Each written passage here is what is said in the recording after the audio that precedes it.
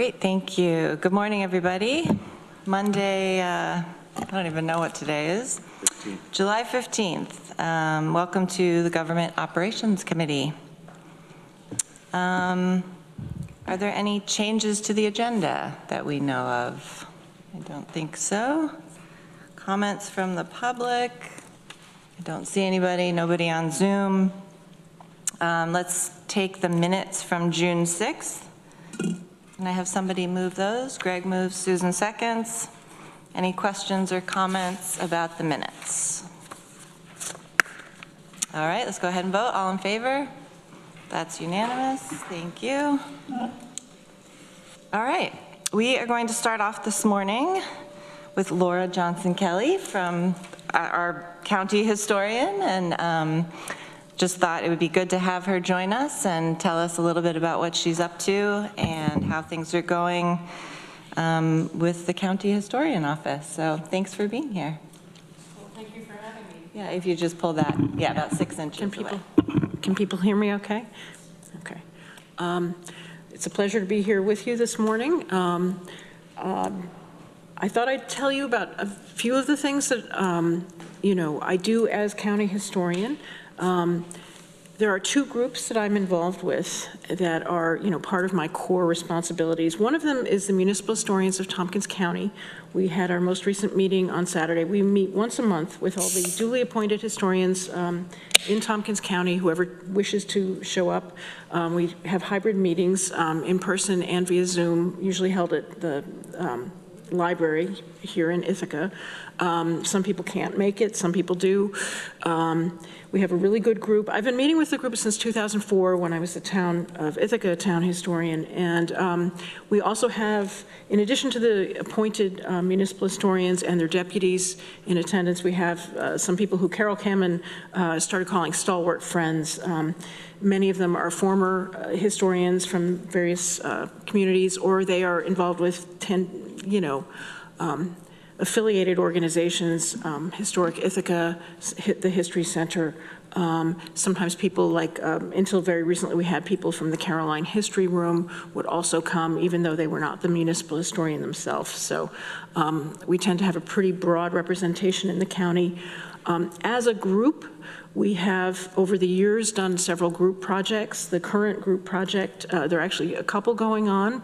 One is being spearheaded by Sue Thompson from Enfield, and that has to do with recording as much information as we can get about the various historic schoolhouses in the county.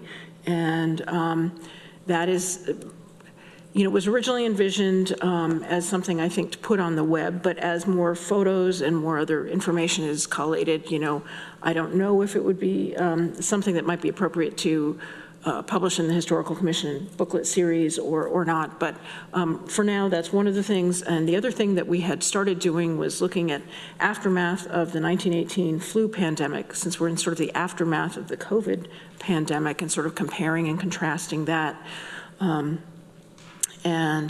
That's been rather interesting. People have been trying to find information about their own communities and how they dealt with that, and whether they were perceived to be affected. Most of them were affected by closures and things like that in 1918, just as we are now, but much of the information about it was sort of overshadowed by the ending of World War I, and people were focused on that and far less on health than we were during the recent COVID pandemic. But some of the health consequences were similar.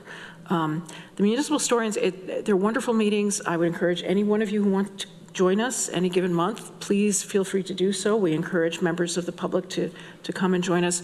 We tend to have conversations about all sorts of things of general historic interest. If somebody has a problem, for example, this morning, Sue Thompson put up some information where people could find out more information about schools in this region online, and she shared it with the whole group. It really helps everybody do their own research. And if somebody has a question, it's very interesting when somebody says, okay, well, we're talking about the agricultural history. We have a newly appointed municipal historian in Dryden to replace Harry Weldon, who recently passed away. Lawrence Barling is his name, and he's interested in doing more research about the large fairs that were held in Dryden when many tens of thousands of people would come to a sleepy little hamlet, you know, of 800 people, and it was bigger than the New York State Fair. And other people piping up from around the county about things that were happening in their communities that are sort of dovetailed.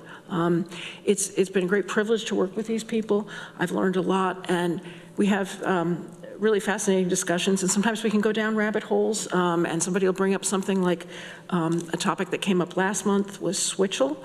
I don't know how many of you are interested in energy drinks that were used in the past. How did people deal with the heat? Well, switchel is a historic beverage that was made out of molasses, apple cider vinegar, and ginger sometimes as a flavoring. People sometimes they added other things, but those are sort of the core ingredients. It's also known as haymaker's punch, but it provides many of the same electrolytes that Gatorade provides. And of course, we were a big apple producing area, so that's something that, you know, was definitely utilized. And, you know, I have learned so much by being involved with this group, and I have to say that I think we all get something out of every month's meetings, and, you know, it might be Historic Ithaca talking about the walk and talks they're doing or some other kind of news, but it keeps us all involved and aware of what's going on throughout the county, and I think that's a very valuable thing. The other group that I'm involved with as county historian is the Historical Commission. Mike Lane is also on the commission. Susan has been on the commission. And that is a group that, that's the group that's responsible for the production of the booklets or pamphlets on local history that you will see at Historic Ithaca or the History Center. One of the more recent ones was Black Voices by Carol Kamen. We are about to publish a book on William Henry Miller, the architect, which is about to go to press. Mary Tomlin, the former City of Ithaca historian, is working on that. There's another booklet that's scheduled to come out this fall. The proofs are due, I think, August 1st by Jeff Iovanoni from Ithaca College on the LGBTQ plus history in the area. Next year, we're looking at possibly a sort of a shift in focus to more the agricultural history in the county, because Danby Town historian Marianne Barr has been drawing barns in Danby, and we're envisioning something about the architecture of barns in this area, illustrated with things from Danby and perhaps a few other local areas. And then there's also another book that's being proposed by a former Cornell professor, Tom Seeley. He's retired, he's an evolutionary biologist, but he had been looking at agricultural history, sort of the rise and fall of agriculture in this area as viewed through a specific case study in Caroline. So those are some of the things that the Historical Commission is working on. We're also trying to look ahead to the semi-quincentennial commemorations that will be coming up when we look at the anniversaries of the development of our country, and I think it'll be interesting to see how those compare with what was done for, say, the bicentennial in 1976, and you know, a lot of that is sort of in progress right now. Another thing that the Historical Commission is involved with, though, and one pamphlet that is likely to come out of it is there are 2 statues that will be erected on August 17th. They are people sitting on benches done by Meredith Bergman, a very famous sculptor.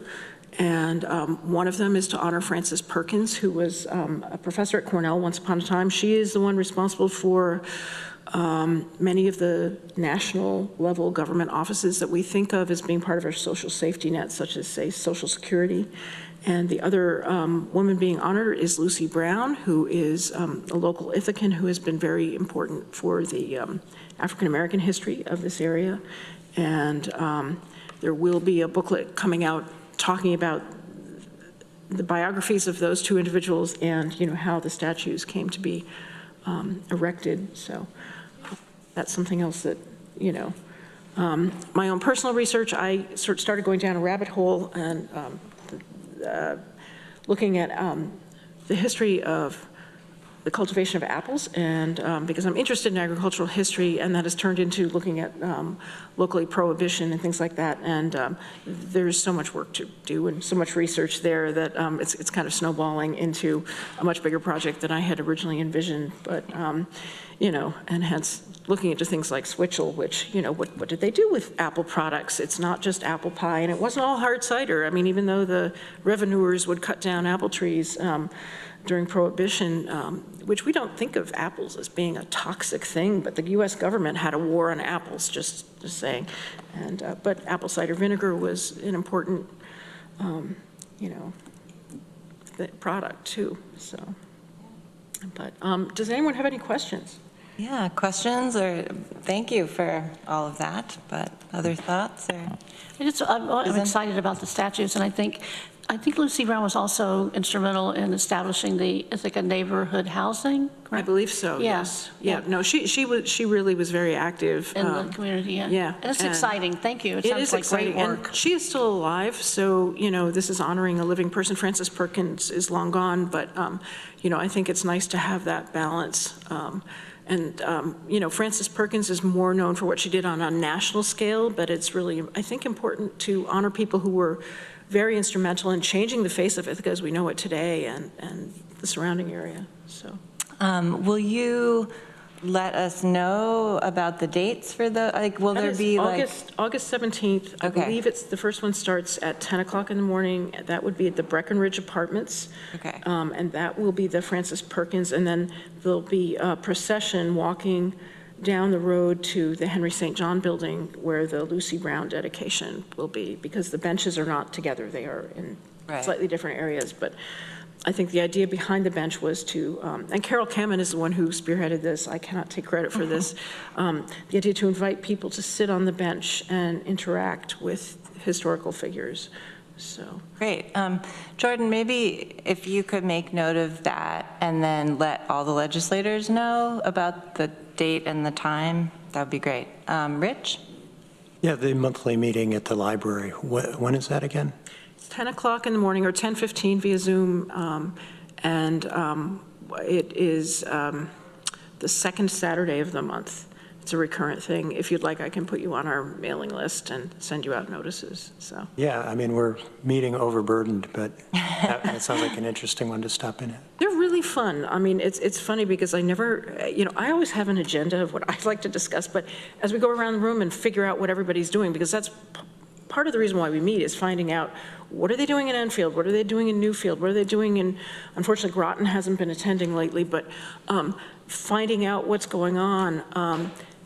But somebody will raise an issue or have a question or have a comment, and then we can talk about things. And sometimes they're quite serious discussions about, you know, is the public supportive of doing local history? And, you know, as funding gets pulled from some of these local organizations that have been very active, you know, it's something that, you know, everyone thinks about. And some people are independent researchers, basically. For example, we have a historian from Forest Home, but he's sort of unofficial because Forest Home is not a separate municipality, but he's been the unofficial historian for Forest Home for 20 years or so at this point, so.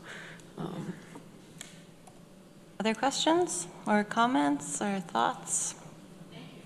Mike? Great report, frankly. Yeah, I agree with Rich. It might be fun to come to a municipal historian meeting. Well, I think you'd enjoy it. Yeah. So. And I do think Joe Mariani said that there will be a formal invitation coming out for the statues unveiling. I've been looking for that because I've had a number of people ask for it. Yeah. So. Yeah. Okay.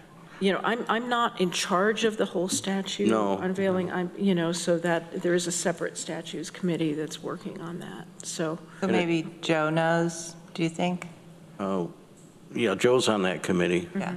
And, but I think it's also very important to remind folks that this is not done at taxpayer expense. This was by a wonderful anonymous donation. Mm-hmm.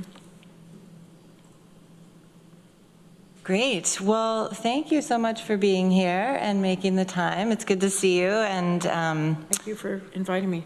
Yeah, hopefully it won't be another year before we see you Yeah. again. But I'll see you at the History Yeah, Center. okay, so. all right. Thanks so Thank you. much, Laura.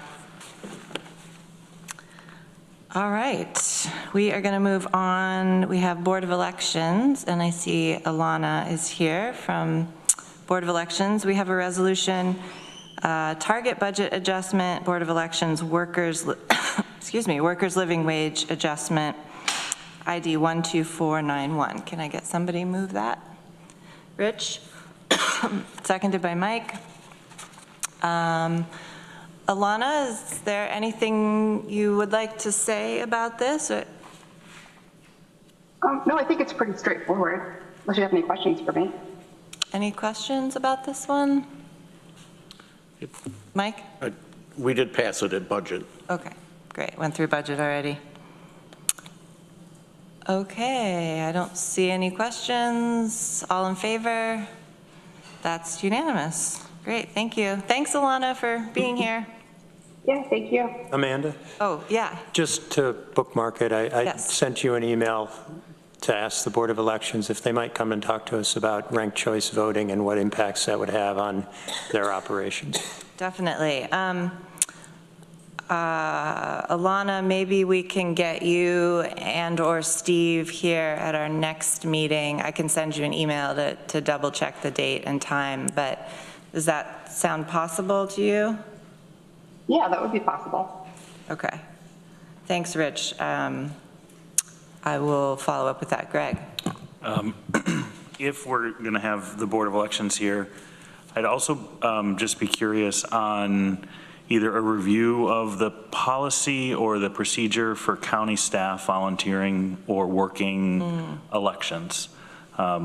Just would love to have that discussion. I'm sure it's a nuanced and complicated one. Okay. We can add that to the list. Okay. Yeah, I'd appreciate that, yeah. All right, I'll send you an email, Alana, and we can follow up on the best date for that meeting and what we want to cover. Thanks, everybody. Okay, great, thank you. Making a note. All right, we're going to move on to administration. Presentation on the 2025 project approval request, PAR Form Government Operations Committee. I will look at Lisa. Thanks, Amanda. So this is just an opportunity for any department that reports to GO that has a capital project to share what that is. In this case, the only department with a capital project reporting to GO is Information Technology Services, and this is their ongoing infrastructure maintenance project. Kim Moore, the Deputy Director from ITS, is here if anybody has questions. Okay, questions, Rich? I did. I'm curious, we had a really good session several months ago on security, and I was wondering what impacts this work would have on those questions. And I also had a follow-up question, but I'll start there. Oh,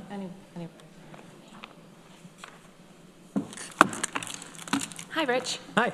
Okay, so your question is whether the items that we have in the capital project are going to be impacting the security concepts that we're trying to implement? Yeah, does this solve all of the issues we talked about? Absolutely. We're going to be completely secure after this. Okay. No, but they're all positive steps in the right direction. We're looking right now to implement something called immutable backups. We're looking at new options for patch management. So all of the things that we have in the capital program are steps toward making us a more secure environment. Definitely none are an instant quick fix, but the correct steps in moving forward, for sure. I have some follow-ups, but I don't want to do them in open session. Okay. And then I was curious, what is the impact, if any, on the Center of Government project? Would the work we're doing here transfer if we built a new building? Absolutely. Yep. So right now, IT, any of the projects that we're looking at, we're always looking at it with the understanding that we'd like to be in that building yesterday, us and Arel. We're a team center of government, so whatever we can do to help and make sure that we keep things moving forward, we're going to keep doing that. Great, thanks. Thank you. Other questions? Mike? Been in the news lately, a couple of the major cyber attacks, car dealerships. Was it the state of Indiana, I think? Right, and you probably heard more recently about the RockU 2024, which was a pretty big. And the ransomware attacks, and of course, they don't say whether they paid the ransom or not, of course. No doubt you folks talk about this all the time, and I don't want you to say a lot about it publicly, but are we constantly thinking about this backup that you just mentioned so that if we get attacked, we can get around it? Short answer, yes, 24/7. Lauren and I lose sleep almost every weekend. The good news is that we have finally been able to fill our information security analyst position. Her name is Lillian Isaacs, and she actually started this past Monday. So that's another really positive step forward with helping with staffing to get the knowledge and the team to be able to sort of divide and make sure that we're staying up to date. And honestly, to give Lauren and I a little bit of a break too, so that we can maybe enjoy a weekend without the level of stress that comes with thinking about what more often than not happens off hours, which are cyber attacks. Thank you. You're welcome. Other questions? Rich? Why off hours? Chaos, right? So really the point of any cyber attack is maximum chaos. So the best time to do that is when your IT people should be sleeping, before a holiday, before any major event. Obviously, we're in a political year. We have lots of information that circulates all the time. We're on multiple listservs for managing and monitoring them all of the time. And all we can do is be as prepared as we can. And you're all aware that we're part of the NISOC, which is a huge benefit to not just New York State, but to Tompkins County. So I would say at this point, always room to improve and grow, but this past year has been, as far as technology is concerned, a really impressive year with some collaborations and options for us to work together and try and make our cyber defenses a little stronger. Great. Any other questions or anything else you want to add? If you have any more questions, reach out. And if it's something that needs to be offline, please email us. We're happy to answer questions 24/7. Great. Well, we really appreciate the work you do, and thank you for losing sleep for the county. Hopefully not much longer, right? Yes. Yes. Thanks. All right. Okay, we have a couple of resolutions for administration. Contingent fund request, County Administration Professional Services, ID 12557. Can I have somebody move that, please? Mike moves, Susan seconds. Anything to explain, Lisa? This will help to address a need identified through our compliance committee for a fulsome audit of our compliance program, including HIPAA. There have been recent changes in the HIPAA privacy rules, and we want to make sure that the county is completely up to date and protected. Thank you. Questions? Rich? And we talked about this at budget, but I'm trying to remember, this is just one time. You don't anticipate having to do this again? That's correct. Okay. All right. Other questions? Greg? Do we have any idea what's left in the contingent fund for this year? More than $1. Okay. No,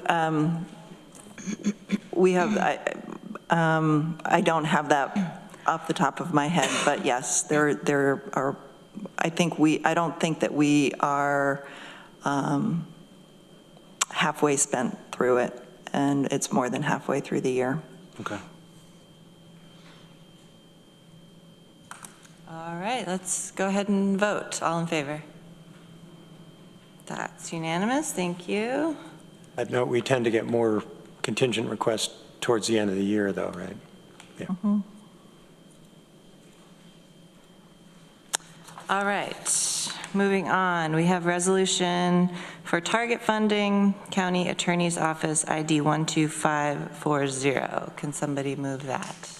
Greg moves, Rich seconds. Thank you. Turn to Maury. Yep, this is a simple resolution. In doing our budget, we realized that one position, Holly's position, the Deputy County Attorney, was listed at 35 hours a week rather than 40. Nobody really knows how that happened, but what this resolution does is restore her to her position to 40 hours a week and adjust our target funding accordingly. All right. Questions? I guess, so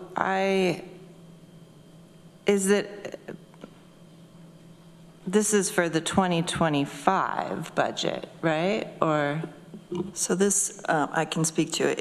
It addresses an error that occurred for the 2024 budget, but that would therefore impact the 2025 target setting. So rather than starting out the county attorney needing to make an over-target request for an error that occurred in the 2024 budget, we wanted to just kind of set the record straight and adjust that target accordingly. Okay, I think that makes sense. Questions, comments? All right, let's go ahead and vote. All in favor? That's unanimous. Great, thank you. And then let's see. Resolution to update the Administrative Policy Manual, Policy 02-42, Sexual Harassment Prevention, ID 12446. Can somebody move that? Mike moves, Rich seconds. And I believe we talked about this last month, but I'll need to be reminded what our questions were. I would look to either Ruby or Bridget. They were both instrumental in working on these policies and making the updates. Good morning. Good morning. Bridget and John. Okay. During our meeting, we had several questions about some of the terminology that was used and to clarify that terminology so that it basically made reference to the sexual harassment protected categories. And we made those corrections in conjunction with advice from the county attorney's office. So those corrections have been made. Okay. It looked good to me. Do folks have other questions or comments about these changes? And this will go through budget, or has it gone through budget? It has already gone through budget. Has already gone through budget, okay. Okay, great. Any other questions? Mike? So I'm sort of a side to this in that we all have to do our training, usually by the end of the year. Do we review that ahead of time as to what we're going to be required to do? Last year, it was really burdensome. As far as I know, and I'm not an expert in this, the training is for the know before training that we use a vendor for. So, and those vendors make sure that the training is compliant with the New York state laws. So we don't go over individually as far as a county review of it. Well, I'd like to say that I'd certainly like to see in this committee a list of what we're going to be asked to do. Not that we make a decision about it, but that we get advised about it earlier.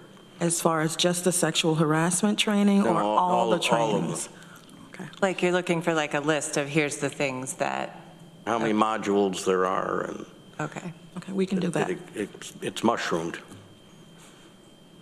Definitely there's been more, but I think it's probably good and mandatory and needed. And, you know, personally, I take it as a time to have a nice iced tea and lemonade and watch the modules and put my feet up.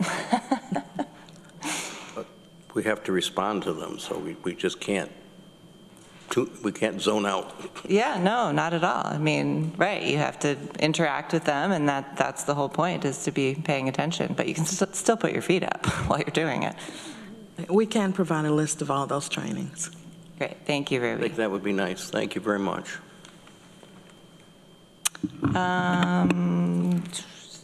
Did we vote on that? No, we didn't vote yet. Okay. Anything else? All right, all in favor? That's unanimous. Thank you. Thank you, Ruby. Okay. So, a couple of things for the legislature now.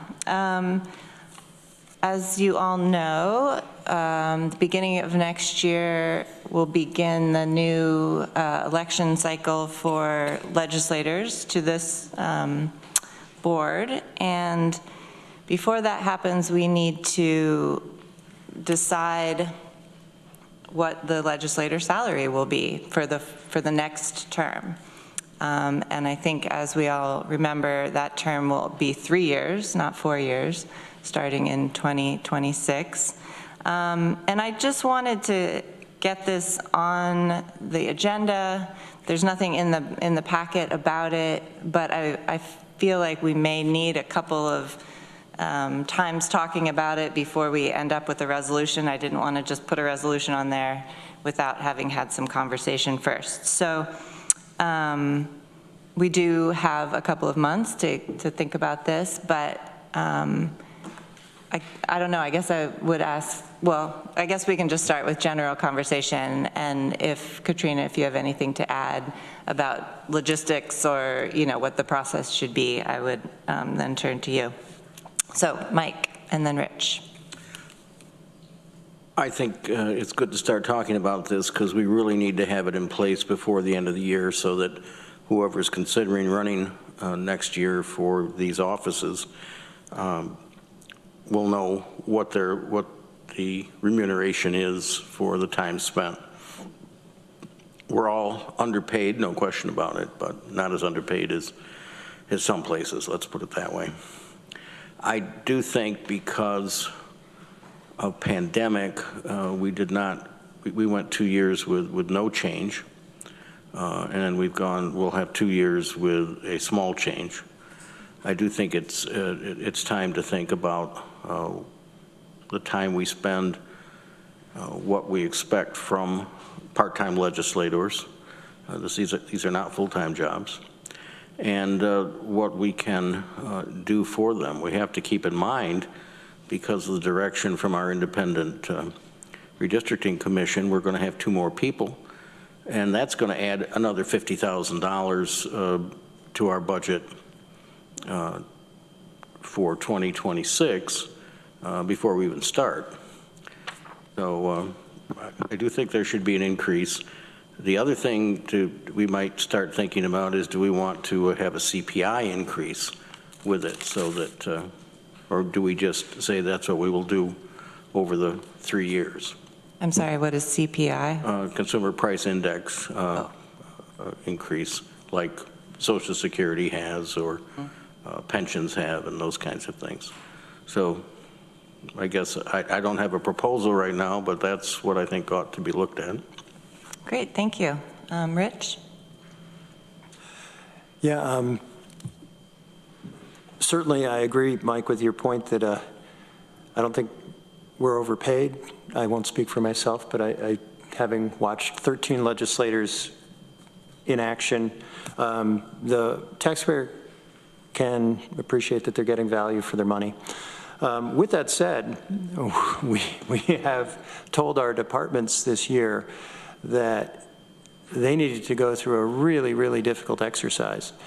I'd feel very uncomfortable giving ourselves a raise while we're asking them to look at a 5% cut across their departments. So I'd struggle with this. Thanks.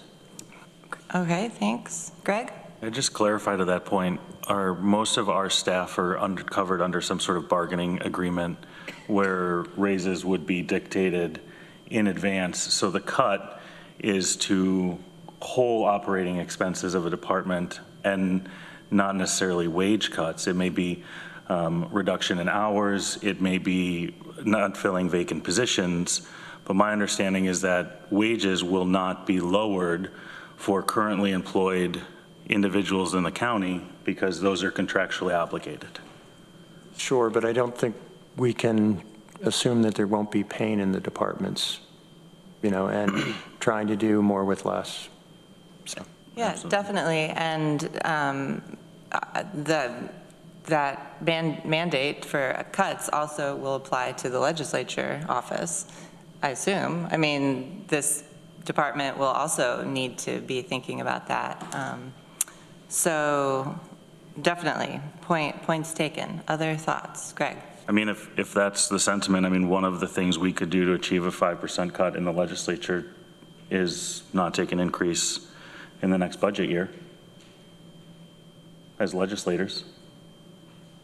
You mean we've already decided? Correct. Because I mean, there's only so many reams of copy paper we can get to in a small department.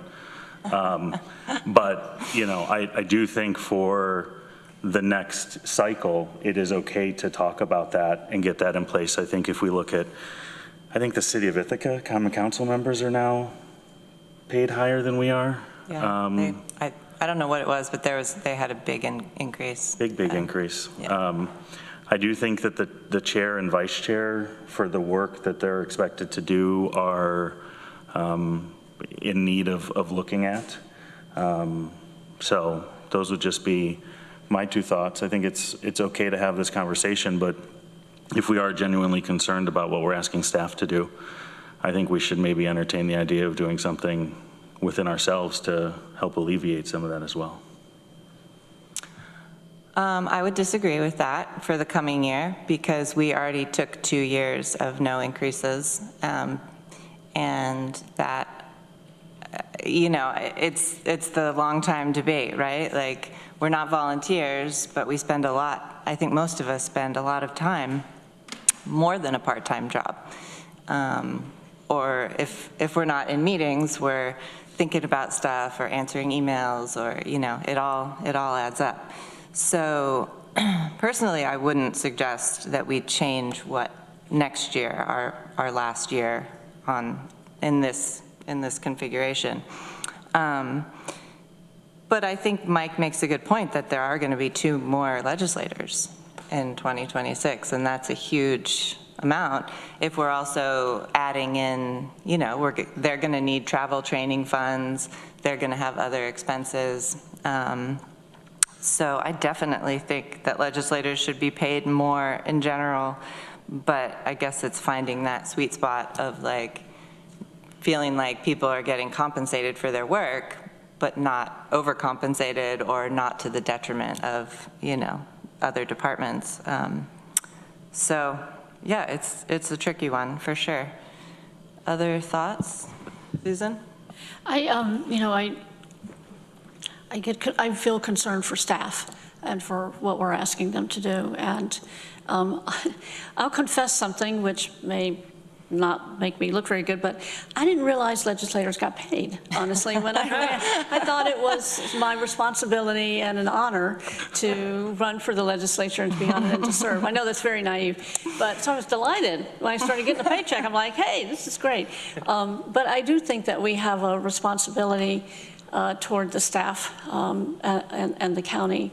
And I understand everything that you're saying, but I feel like we should be, and yes, it's a lot. It's more than a part-time job, and it's an honor, but it is a big responsibility. But I feel like we also have a great responsibility toward the staff, and I would like to protect the work that they do because they are the ones that make the county run.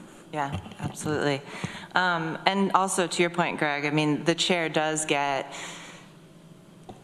an additional half of salary, but the vice chair, you know, I guess that's a good question of should the vice chair be compensated I feel like I've seen over my time, there's some years where the vice chair kind of doesn't really do a lot, and there's some years where the vice chair is just as involved or almost as involved as the chair. So that's a tricky one too, to figure that out. But Mike? Yeah, a couple things. Long time ago, we looked at whether Susan doesn't need to be paid. That means we only have to think about raising one more position. Don't get me wrong, I love it. I mean, it's very, and after I understood it, I thought, this makes sense. One of the reasons that we have always set the salaries for the full 4-year term, now 3-year term this time, is because we don't want it to become a political football. Right. And we want people who run for office, especially those that might be considering whether they can afford to run, to have knowledge of what's going to happen. We shouldn't change the compensation of elected officials during the term. That's my opinion. We recently did that with a countywide elected official, which I opposed, but it went through at the time.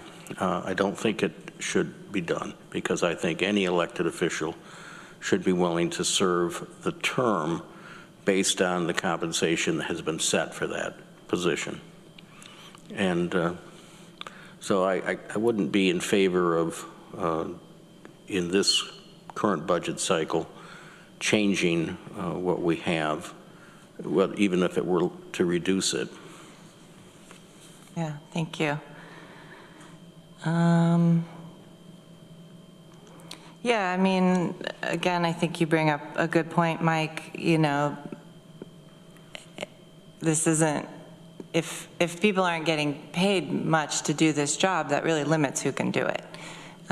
If you need to work 2 full-time jobs to pay your rent and take care of your family and all of that stuff, that's eliminating a large portion of our population that can take the time to do this. I mean, you know, you kind of have to be retired, you have to have some other financial support, you have to have, you know, other savings that you can build on, or you have to have a really flexible schedule and be able to come and go. Or all of the above. Or all of the above, yeah. You know, if you have to be at a job, you know, 9 to 5 every day, that means that you're going to not be able to get to your committee meetings. So I do think it's important that we figure out what, you know, enough compensation that somebody could do this as a part-time job and feel like it was worth their while. So, Amanda, one more thing. Sure. Could we request that we get, and I think probably NISAC has them, but we get a list of all the counties' compensation? Yeah, that'd be great. Can and you? The number of legislators in different counties. I know Right. you look at Albany or Buffalo or someplace like that, they're going to be paid $50,000, $60,000 a year. Right. Yeah, and New York City areas too. But there's some counties that have board of supervisors, so I wonder how they are compensated differently. Well, they got to have some additional compensation for doing that. I don't know, Lori, do you know? Ontario County does compensate their board of supervisors. I don't recall the exact dollar amount, but I probably could find out. And so that would be in addition to what they get paid at the town or city level, right? Correct. Okay. Yeah. Well, Katrina's nodding over there, so maybe you could reach out to NISAC and try to get that list. I can go ahead and get that information. Yeah, thank you. It might also be good, Katrina and Jordan, if we could have a list of historically what legislators on this board have been paid, and we can sort of see how it's changed over the years. That would be helpful. Are there other things that?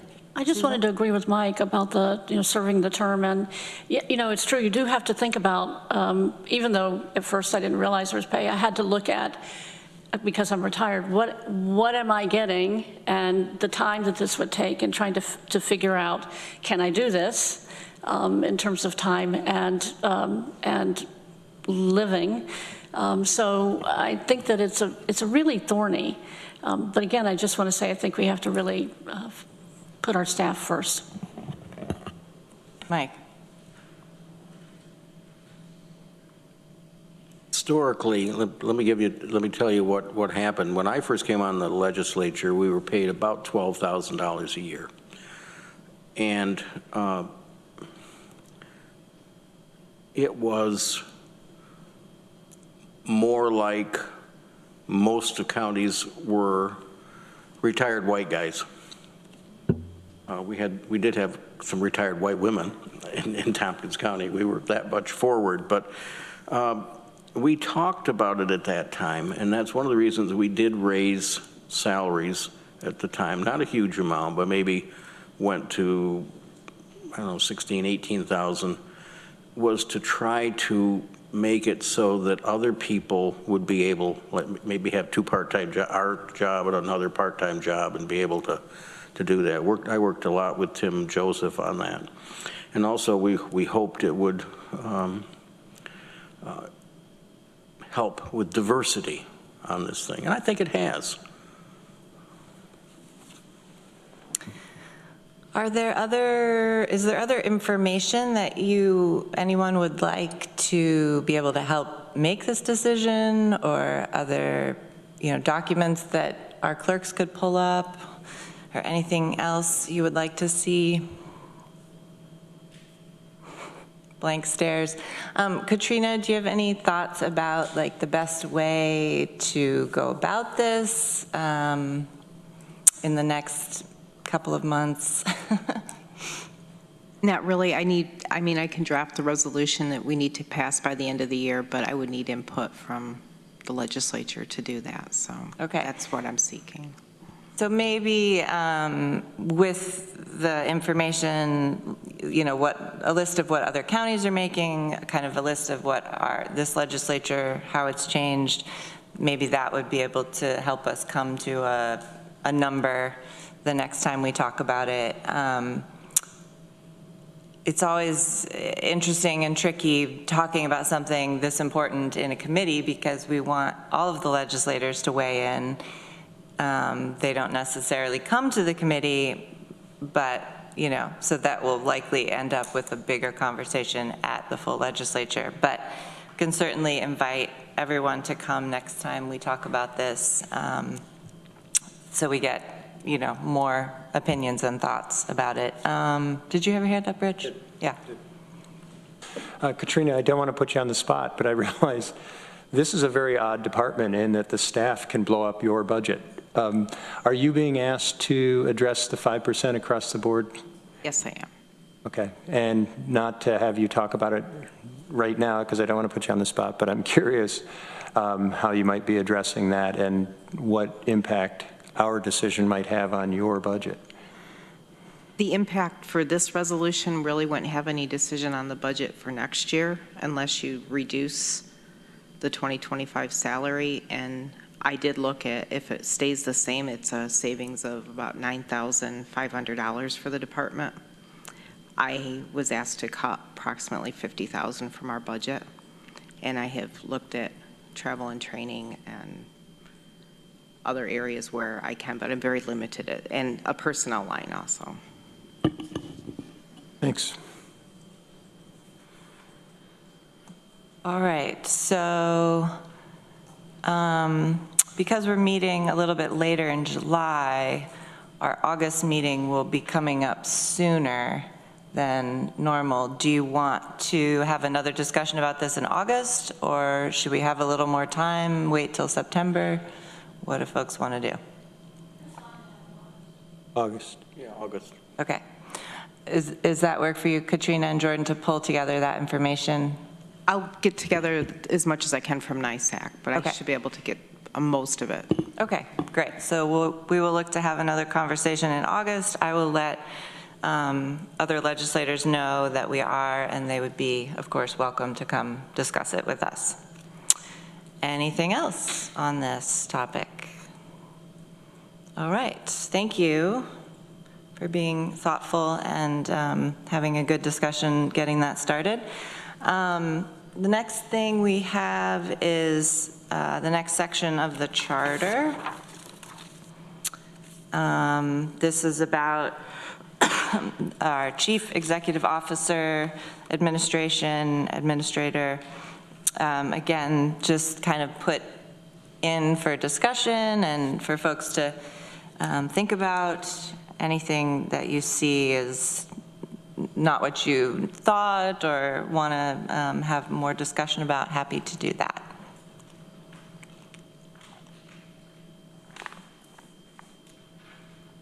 Mike. Well, it's good to be talking about this because we're about to enter into the recruitment for a new county administrator. And powers and duties are important. One of the things that's already come up in the review committee is requirement of having the person live in Tompkins County. Mm-hmm. So I don't think it says that here. But it may be under state law. We might want to take a look at that. And I would just one little aside is that we have two CEOs. We have a chief elected officer, which is our county administrator. I'm sorry, we have chief executive officer, which is our county administrator, and we have a chief elected officer, which is our chair of the legislature. Right. Sometimes they have to have signatures of one or the other or both. Right. Anything else you want to say about this section of the charter? Rich? Does our county administrator have any comment? Does this accurately reflect? Yes. All right. Great. Well, it's good to have a little review of that, and I'll add another section in next month. Maybe I do have one question, and that is FOIL.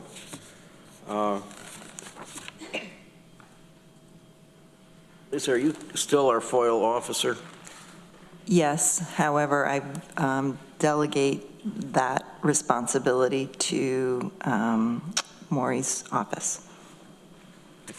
Do we need to say anything about that in the powers and duties here?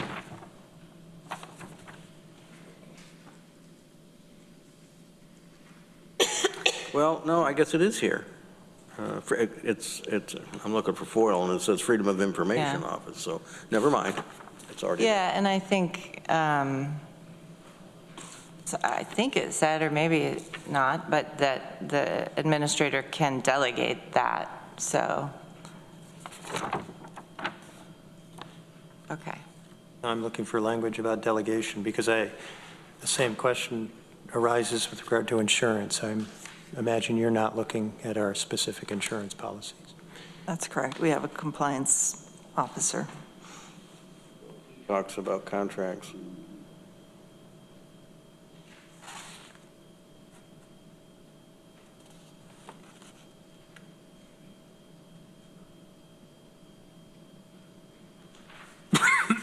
Is there language in here about delegation now I'm thinking about it? I guess I don't see that. I mean, I definitely read it in the policy, all the policies that we have, but I guess I don't see it in here. Yeah, Lisa, I think you have to do this all yourself. We didn't allow her to delegate. Problem? I'm pretty sure that He wouldn't be here. delegation is okay. But maybe we should be explicit in that there is the authority to delegate with supervision. I mean, fine with me.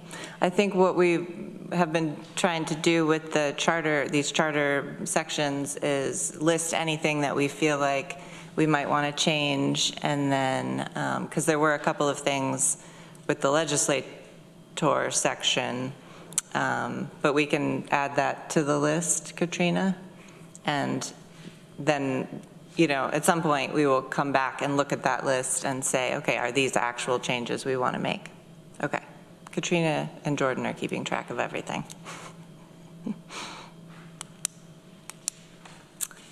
Okay. All right, so let's move along. We have our 2024 mid-year legislator travel and training status report with a nice colorful chart. I hope you've all taken a look at that.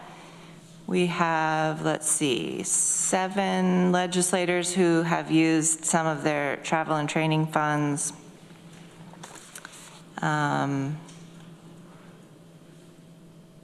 Pretty much they are all, and you have to remind me, Katrina, what's the allotment per person now? We estimated 1,500 for each legislator, and then the chair was 4,000. Right. And then since Shauna was the board of directors for NISAC, she was allotted an additional 4,500. Right, okay. Okay. Questions, comments about this? I think the goal now that we know where we stand, the idea is that we ask all the legislators, do you have intentions to use more funding this year? If people don't, that their amount sort of gets released back to the general pool to be used for other folks. And it looks like we have $21,122 remaining. So that's pretty good. Last year we were quite a bit over. Okay, I'm not seeing any questions. Rich? Just, I anticipate the NISAC conference is coming up in September. Yeah. And I usually try to attend because I'm on the Public Safety Committee there. Right. I think it's in Sullivan County this year. I think so.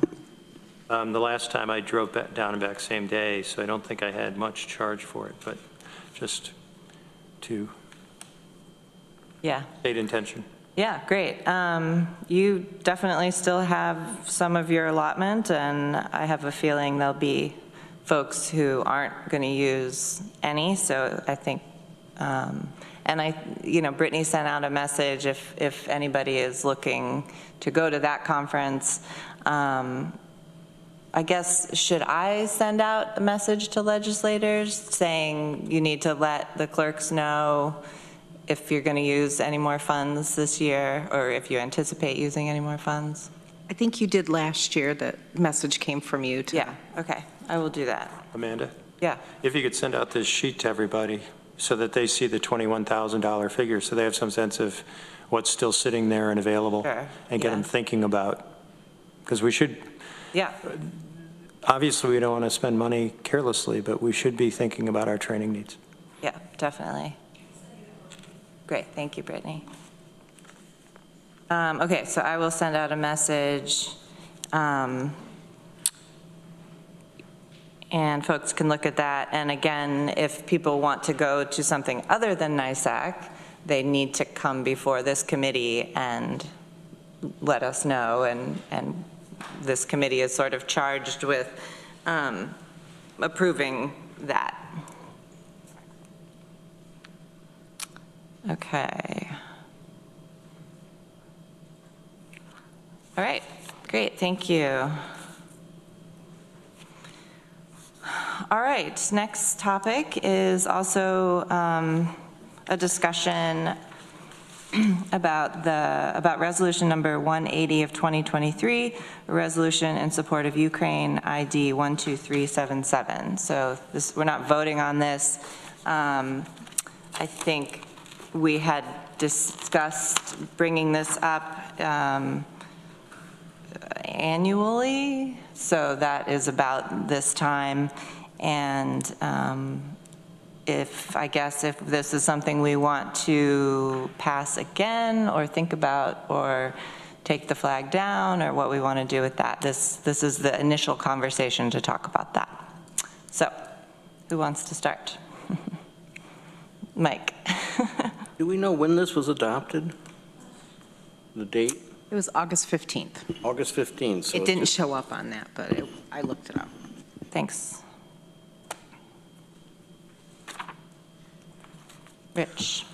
Oh, sorry, Mike, did you? Yeah, I just wanted to say that I think it's been wonderful that we've done this. Whether we need to continue it or not, I guess I'm on the fence. We did have a request that came up and then was withdrawn to have another flag, another dispute in the world. I think we made a point by doing this, and maybe we need to take the temperature of the rest of the legislature and see whether they want it continued or not, or whether we just put it on our flagpole for a month like we do with other flags, for example. I think it needs to be, I think it's proper to review it. Thanks, Mike. Rich, you had, yeah. Yeah, pretty much what Mike said. I had prepared this resolution last year because there was some question about, we had originally done it and it was indefinite. And I thought it made sense to have us think about this on a regular basis if we wanted to continue. And of course, as Mike has mentioned, in the meantime, we had, I think, a really difficult, divisive series of meetings regarding Israel and Gaza that, you know, while not in my mind analogous, I think for a lot of people, they see it the same way.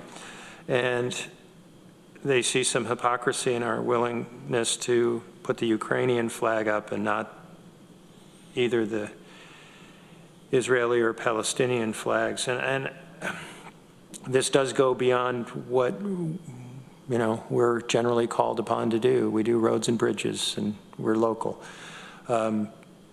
So I think maybe going to something where we do a resolution to put the Ukrainian flag up for a month in one of our flagpoles in recognition of the continuing awful situation over there and the struggle for democracy. Maybe that's more appropriate. Thanks, Rich. Greg?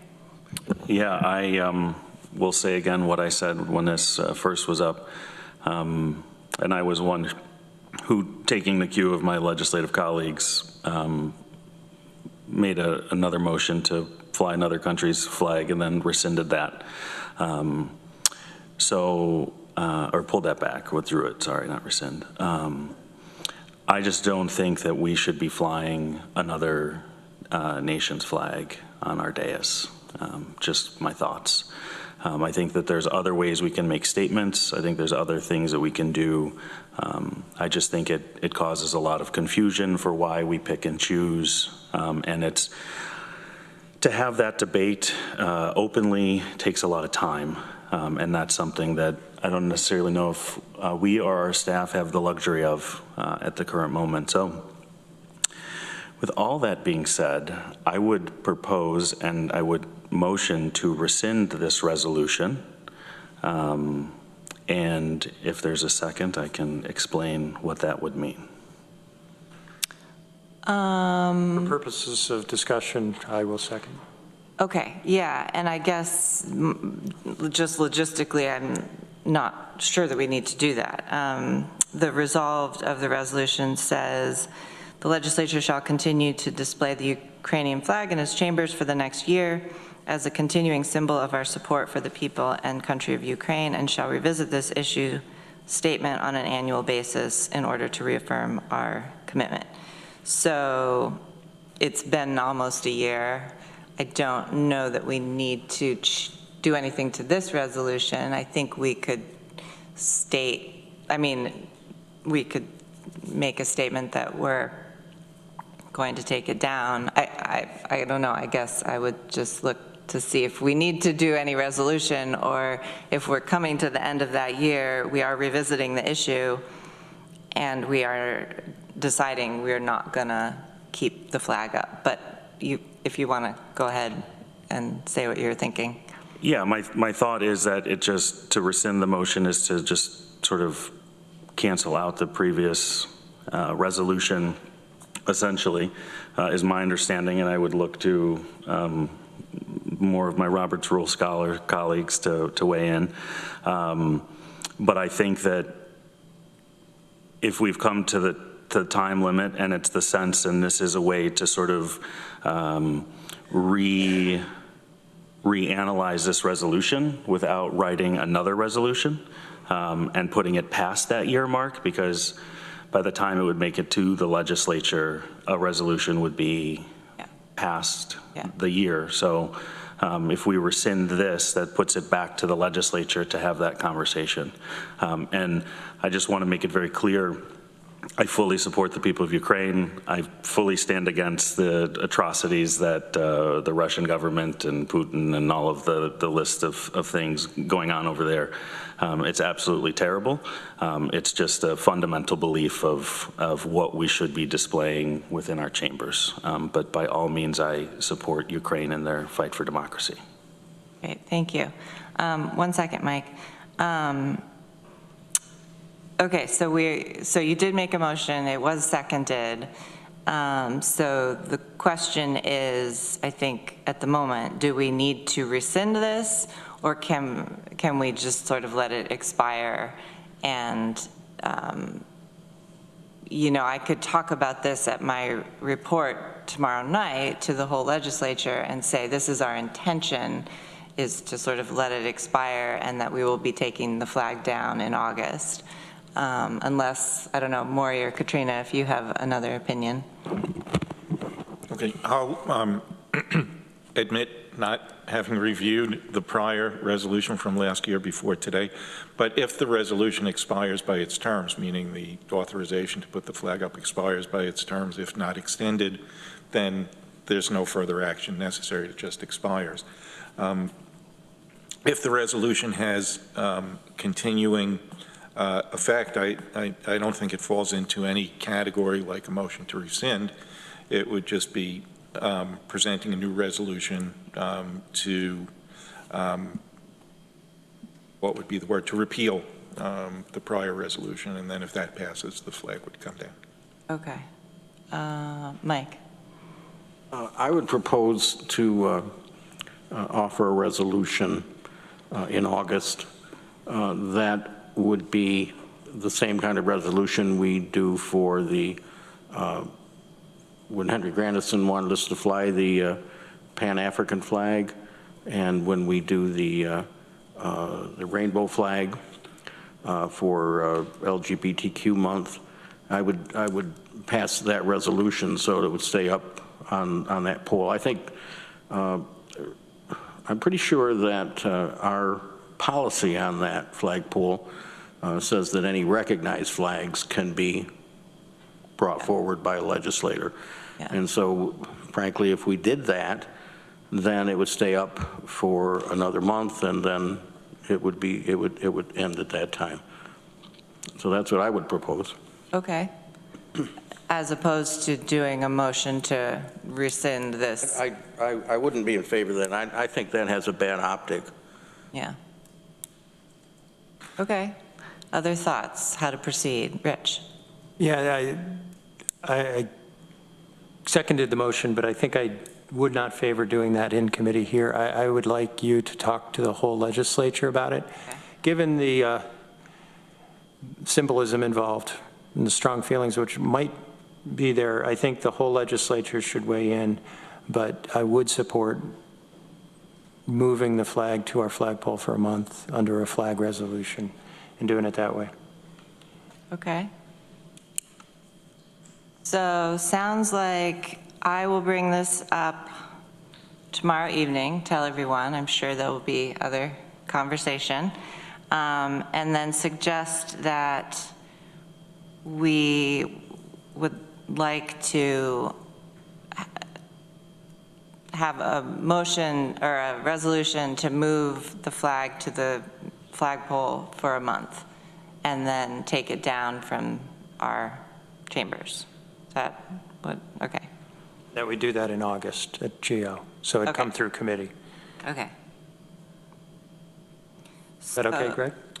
Yeah, I guess one of my questions is, are we reading this as the flag being flown in Chambers has a definitive end date of August 15th? You know, I was looking at it, and who wrote this? Because there's some ambiguity in it, isn't there? But I think that, as our county attorney indicated, it does seem to be self-executing, my opinion. Because if we don't revisit this issue statement on an annual basis, then we haven't reaffirmed our commitment, and it was an annual. Okay, so just because I would withdraw my motion if the understanding is that as of August 15th, without any additional action, that the flag would come down. Yes. That's how I consider it, yeah. And is that the sense of the committee? Is that the Yes. opinion of Maury? Is that your interpretation of reading this? As I said, I didn't look at the prior resolution, but if it has language in it saying that it sunsets, it sunsets. All right, then I'll withdraw my motion. Okay. So let's see. So our next GO meeting would be August 1st, which is only 2 weeks from now. And then the next legislature meeting would be on the 6th. So I think that makes a lot of sense, assuming that would pass through the legislature, then it would come down here, put it outside. If that doesn't pass in the legislature, I think our interpretation here is that it would still come down on August 15th, because we are not reaffirming our desire to keep it up, right? Okay. Okay, I will do my very best to explain this tomorrow night. You are all welcome to chime in as needed. Anything else on this? One other thought is that this resolution does say that we do not have a specific policy for the display of flags within chambers. And I think our policy does, focus on the flagpoles outside. So I'm reluctant to bring up the flag policy again, but maybe we should have a look at that. And yeah, Mike. I think the policy allows us to have the flagpole here that we use for the monthly display. Right. I think that's in that policy. Okay, well, either way, I think we should relook at it and just reconfirm what it says, and if it does specifically what it says about flying flags in chambers. Okay? So I'll follow up with Katrina about that. All right. All right, thank you. We are moving on to our Chief Equity and Diversity Officer, Charlene Holmes, has some discussion topics for us. It's pretty. Welcome. Did you notice her colors match? The colors in the packet match your. Yes, the cover. You're very colorful in all your charts and everything. I know. Thank you to the interns who worked on that. I am actually trying to get into our Zoom. I'm looking for the meeting passcode, so if everyone could just give me 1 second. I feel like this happens to me every time I come up here.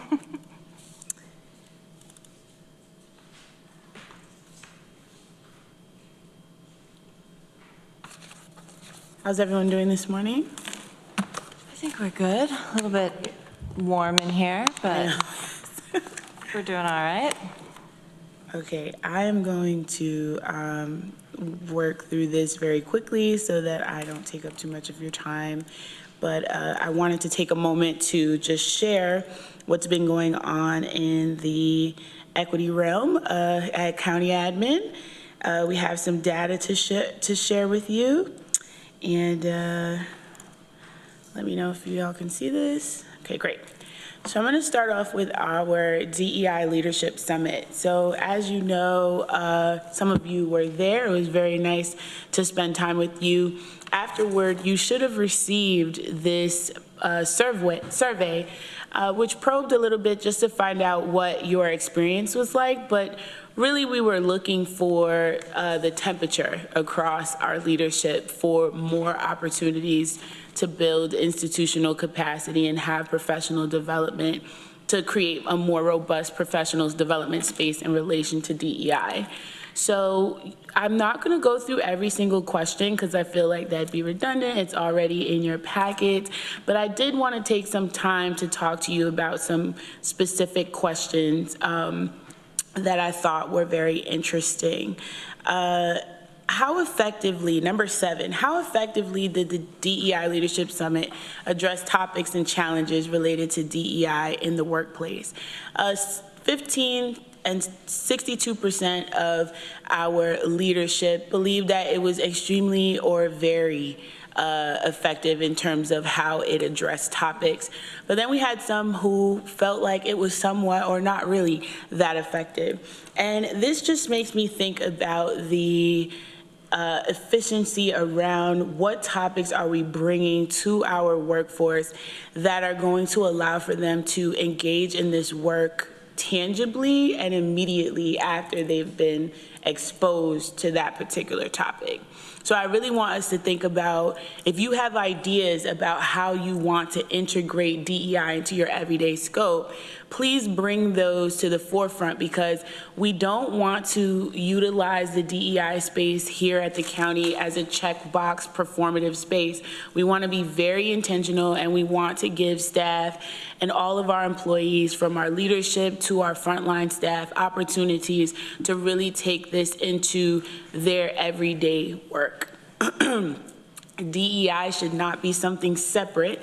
It's a part of our everyday space. So I keep messaging that, so you guys are gonna hear that over and over again.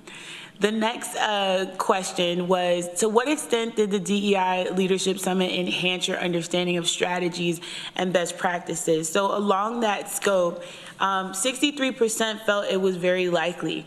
And it's really about fostering a more inclusive and equitable organizational culture. So when we think about DEI, it's in parallel to our morale at the organization. How are people treating each other? How are they engaging in our systems and structures?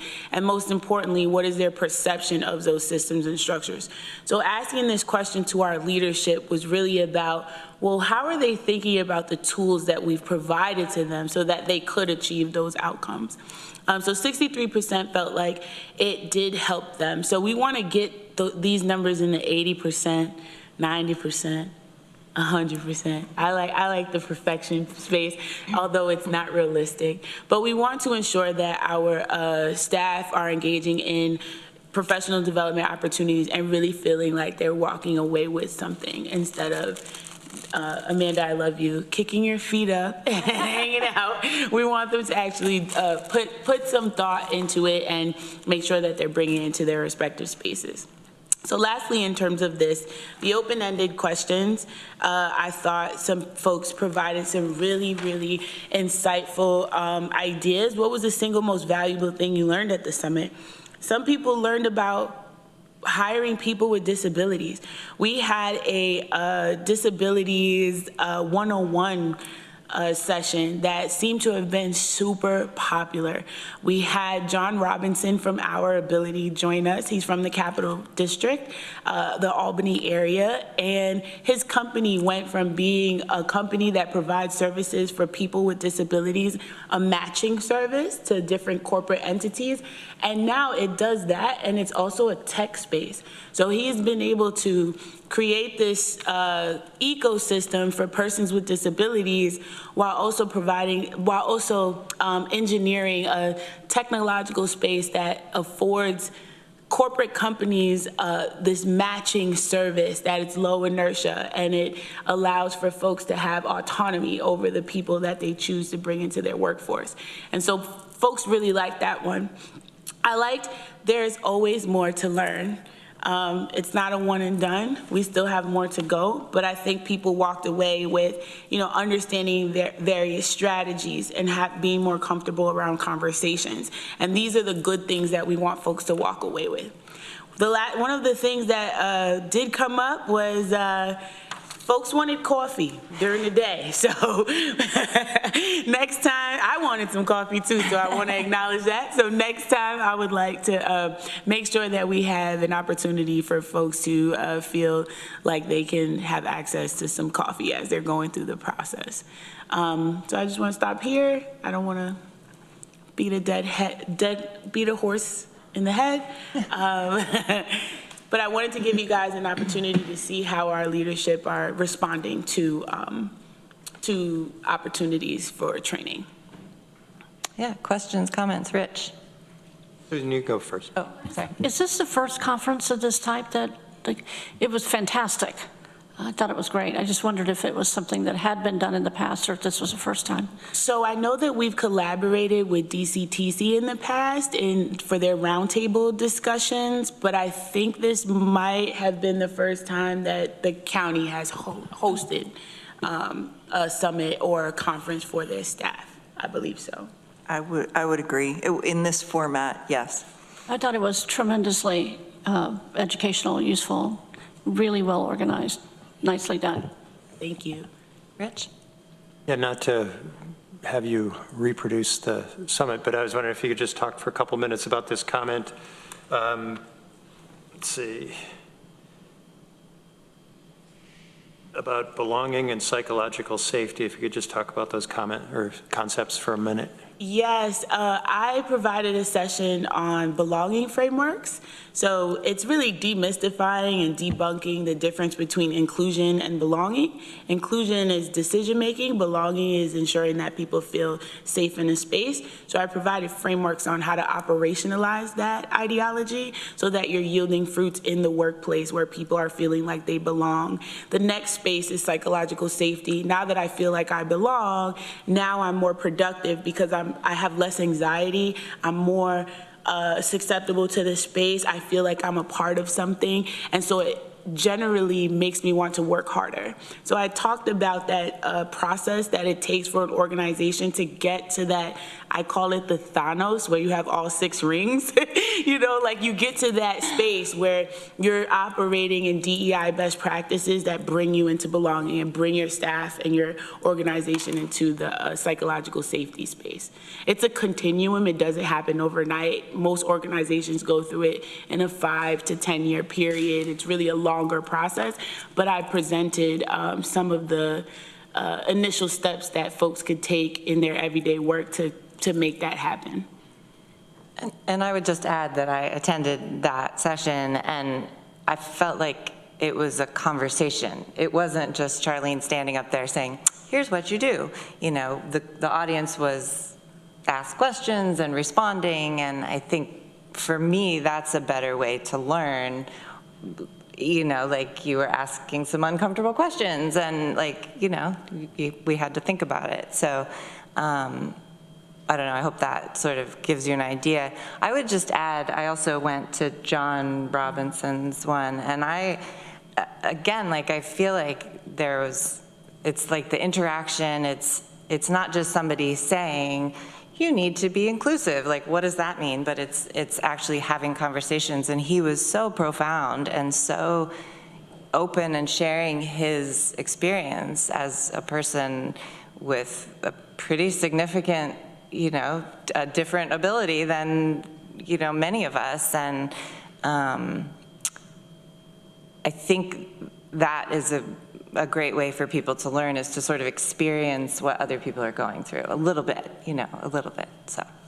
Yes, Yeah. just as, so that I can share who we collaborated with. We collaborated with Ithaca College, Dr. Beliza Gonzalez, shout out to you, thank you so much for your kindness.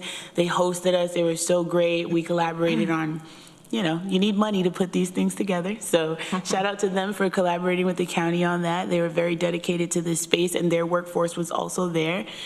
We had our beloved community leaders, Ms. Shelley and Ms. Leslin, who were a part of the space. And then we had a keynote speaker from Brave Trainings, who is currently the DEI, the Chief Equity and Diversity Officer at Pixar. So this person really does some of that organizational work in the tech and animation space. So it was really nice. It was a great experience, and I hope that we're able to do more of those. And I would add that he was amazing too. Yes. It was very engaging, and all of the sessions and all of the, things that I attended were really fantastic. So, yeah. I'm glad. But other questions about it or comments? Also, if anyone, go ahead. I just wondered, could this be the basis of training sessions for the county or for the workforce? Yes. So we have so many things happening at the county, one of them being our strategic plan.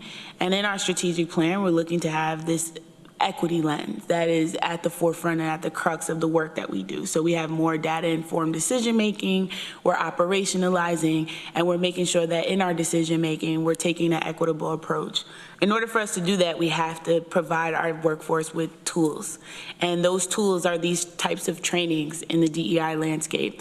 And so I will be giving an update later on our next session of professional development opportunities for the staff will be our resurrected reading and discussion groups. So we have a 5-month curriculum once a month, and we'll bring staff members from all levels of the county together to have discussions around DEI related topics that are directly related to the workforce. So that's the next phase. And then we are partnering with DCTC for their roundtable as well, and our staff will be invited to their conference this year.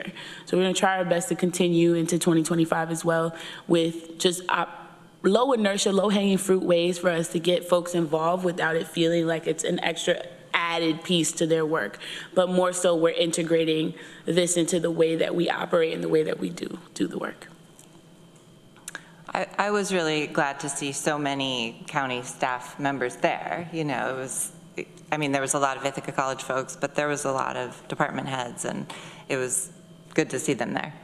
I'm glad. Shout out to the department heads and all their leadership. Yeah, I bet low, and we didn't have enough space for everyone. That's how we had such a great response. Our response was amazing, and it's an honor as a newbie to be working with our workforce. They really care, and they really want to be they really want to do the next wave of the workforce. They want to be at the crux of innovation, and that's an amazing space to be in.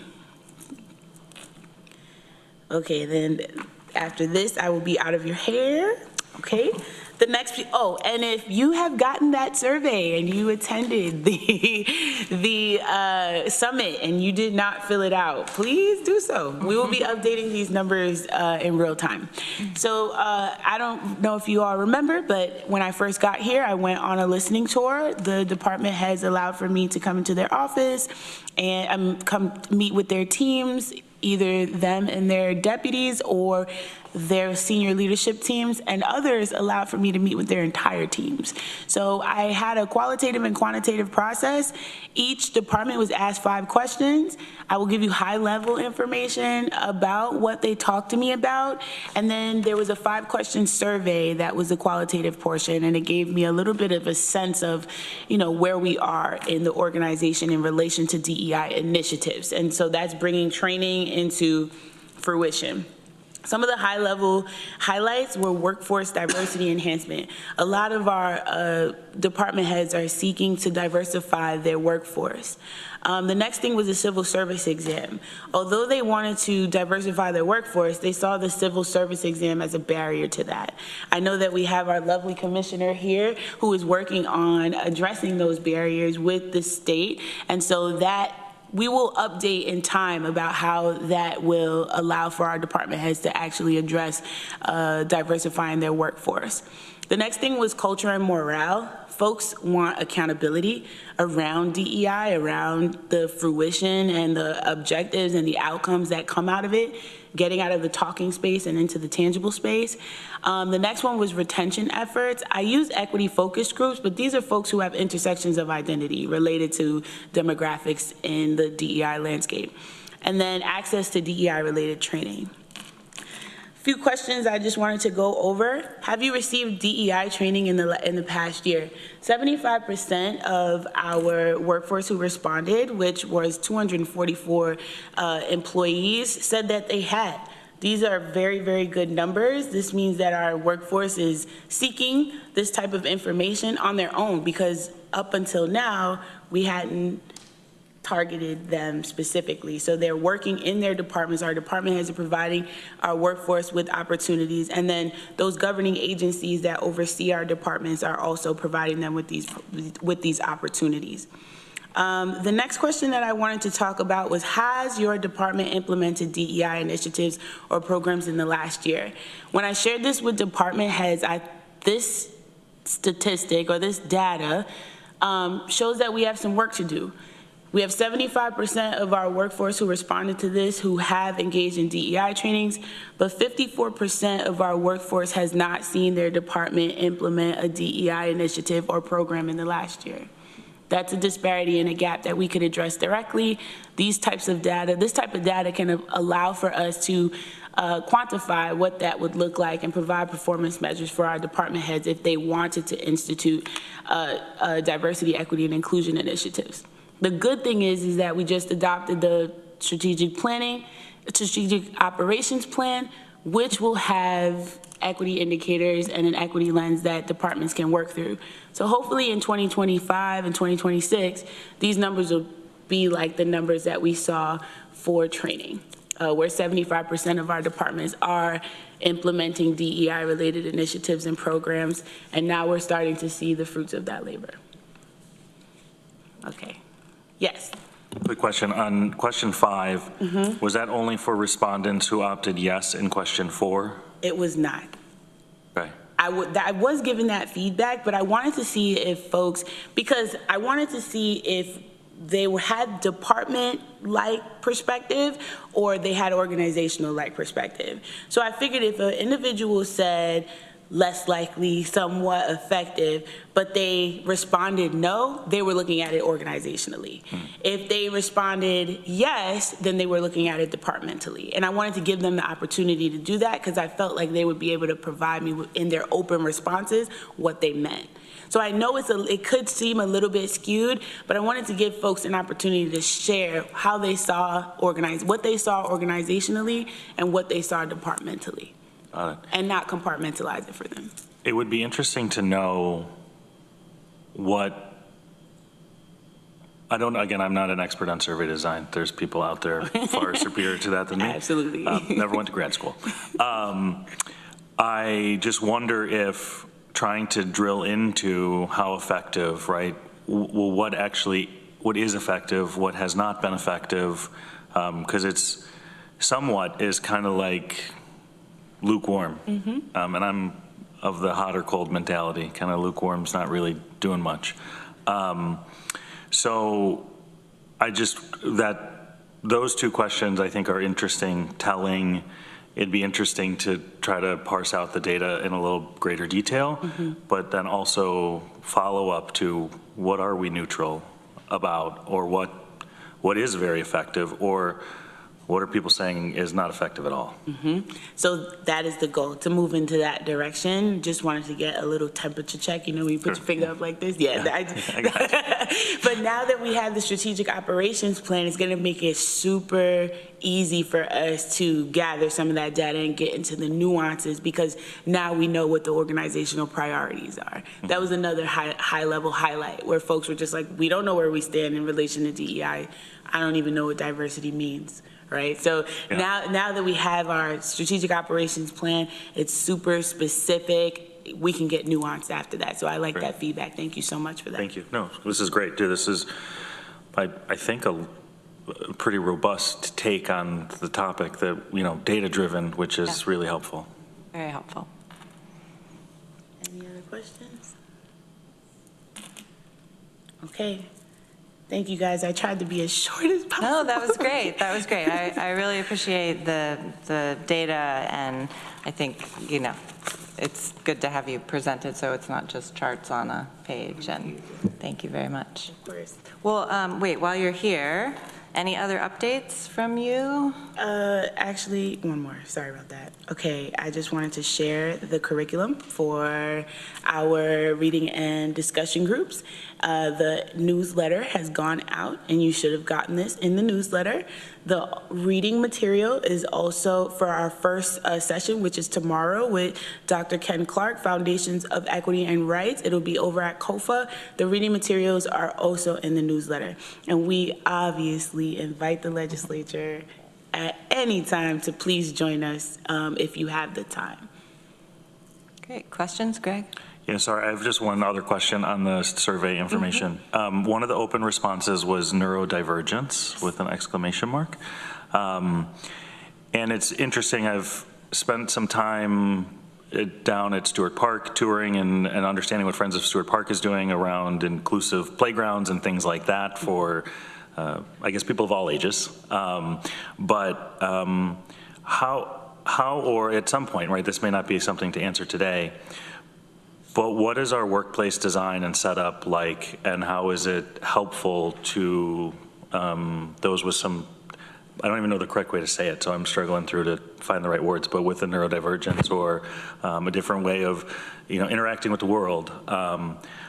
What are we doing around that? Because I think that may be something that we focus on for kids or for youth or for young people, but as those folks grow up to be adults, right, they have a place here too.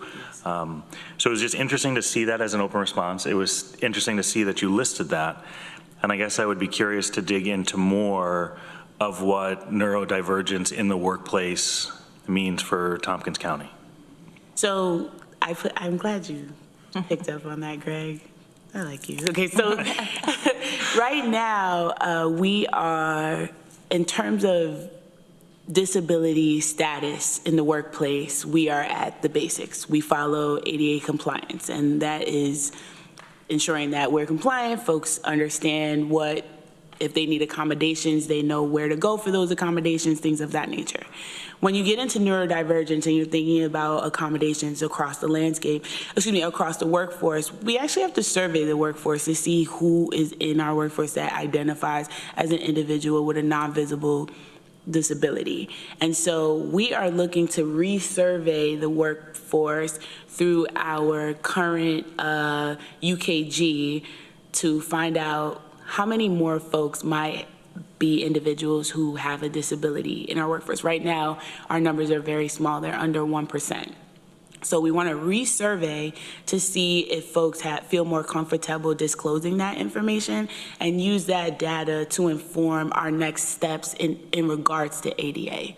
We don't want to make decisions without that information. So right now we are at the basic level of compliance when it comes to addressing neurodivergence or any other non-visible disability within our workforce. Yeah, I know that's great that we're taking steps. I know that our congressman is very passionate about this issue and agree or disagree on many topics. I think this is one that's relatively agreeable to most, if not all.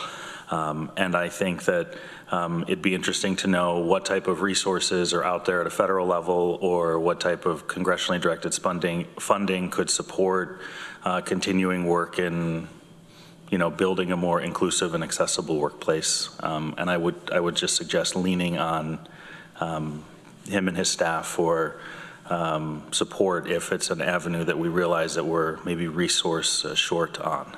I love that. Thank you. When I first got here, I want to make sure that I give folks their credit. When I first got here, WDIC, Annie Corman, and Veronica Pilar had looked up different frameworks that are used to address to enhance disability accommodations and disability resources within a workplace. So WDIC did begin that conversation, and I think it's somewhere we can continue. Okay, thank you. Okay, thank you. And any other questions for Charlene while she's here? All right, well, thank you for spending some time with us. Thank you, everyone. All right, on to reports. I don't think I have any reports today. How about Lisa, County Administration? Sure. I have two updates, one quicker than the other. Earlier in the meeting, Greg, you had asked where we stood on our contingent fund for 2024, and I had the opportunity to look it up quickly. Thus far in 2024, so our budget is 1.037 million, and to date, our expenses are 494,000. Thank you. It's hard for me to write a check without knowing the balance. Of course.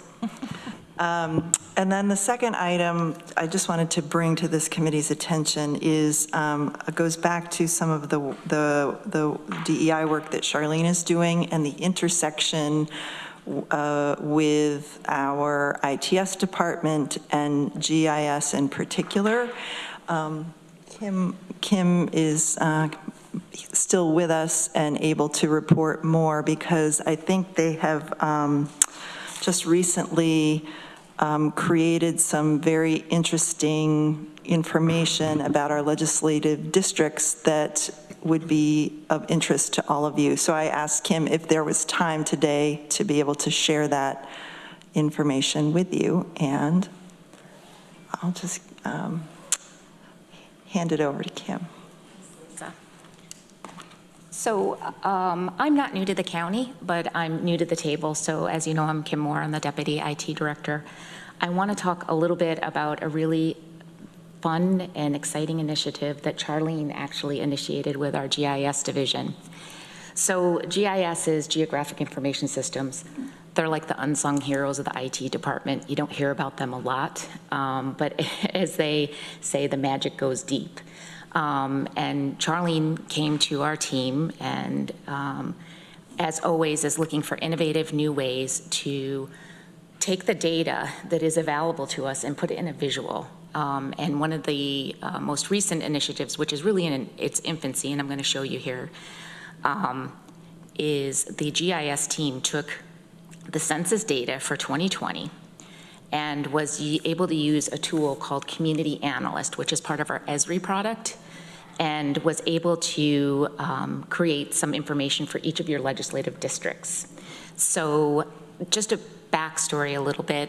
Previously with census data, the data is delivered to us in one format. And when you put it into the GIS world, one of the shortcomings was that if you're looking at Legislative District 1, for example, and you wanted to see a certain area within Legislative District 1, the GIS team could sort of carve out that area, but the census data wouldn't move to what existed within that data. Does that make sense? It was basically all or none, so you couldn't really change that. So with this new tool, or it's not even a new tool, with this tool that Katian was using called Community Analyst, she was able to work with Svetla on our team, and they put together what we have here, which if you go to our GIS webpage and scroll down, you'll be able to get to census information by district. And since I'm sitting in Legislator Brooks' chair, I'm going to show Legislative District 1, if that's okay. Each of these pieces of information for your districts are broken down into 3 pages. Your first page gives you a quick overview of your population demographics and housing characteristics in your district. Page 2 is giving you more of a deeper dive into racial and ethnic makeup in your district's population. And then the third page is taking a dive into housing units, occupancy rates, and types of housing in your district. So when I say this is in its infancy, I'm going to show it to you. Charlene has a much greater view for this, and this is really just a leaping point. And this is based on your current districts. Our next phase would be to look at taking the same data from the 2020 census, but putting it into the 16 adopted legislative districts. So as you're looking at this data, and I'm going to go quickly here, so if you're not used to me, when I get really excited about projects, I talk really fast. So feel free to slow me down. But also, there's a lot of data here. But the way that the data is set up in this tool is everything offers you a mouse over explanation. So if you kind of want to see more information, you can click on each of the options that are shown within the legislative district, excuse me. So as I said, this is the first page for Legislative District 1. You move into the second page, which takes a deeper dive into what the population is by age and race, for example. And then the third page for each district is going to get into more of the housing information. I don't want to take up a lot of your time. We could spend a lot of time on this, so this is a really quick overview, and I would encourage you, if you have time, to go to the GIS webpage, click on census, look at the data, and see if you have any questions. Between Charlene and our team, we're happy to make any changes and mold it in a way that's better for presentation, but this is a good starting point. We're really excited from the GIS perspective to have somebody sort of come to us, as Charlene did, and said, I know what GIS can do, and I want you guys to use this tool to help present data to the community. And we're here, so if you guys have any questions, please reach out. I hope that wasn't too quick, but I know it's the end of the meeting. No, that's really cool. I can't wait to go check it out. Cool. Yeah, it is great. Okay, but one question. Sure. So I feel like you said 16 districts. Are you looking at the 20, I always say 2025, but I believe it's 2026 is when the Okay, second. So then I believe that's, the adopted is 16 districts. Yes. So this is based off the 2010 14 districts, but 2020 census data. Okay. So it's what you're looking at here are just the 14 districts based on the 2020 census data.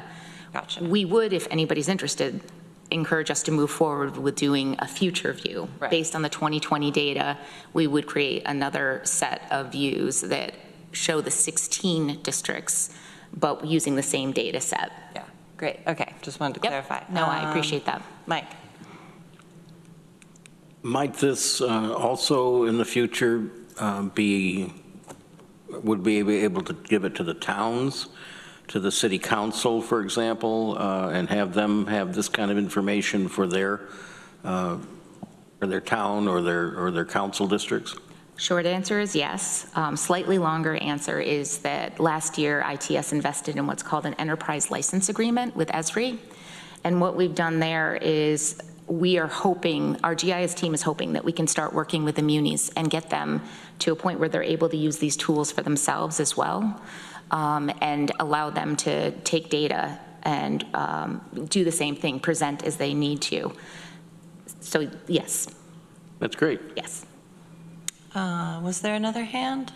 Maybe not. Okay. All right, well, thank you. That's really, I'm going to go home and look at my district. Great. Beat up with a lemonade? That's right. And again, I just want to say this is really, like, we are very excited that Charlene's coming to us. And if anybody else has any initiatives, don't forget about GIS. They really, the magic does go deep. And there's lots of things. They have their fingers in so many things. You probably hear about them in the public safety sector more than not, but what they can do with demographic information and what they're, what Katian and Charlene are cooking up, I think is going to be very exciting in the future. So thanks for your time. Susan. If I just do a search for Tompkins County GIS, I should find it, right?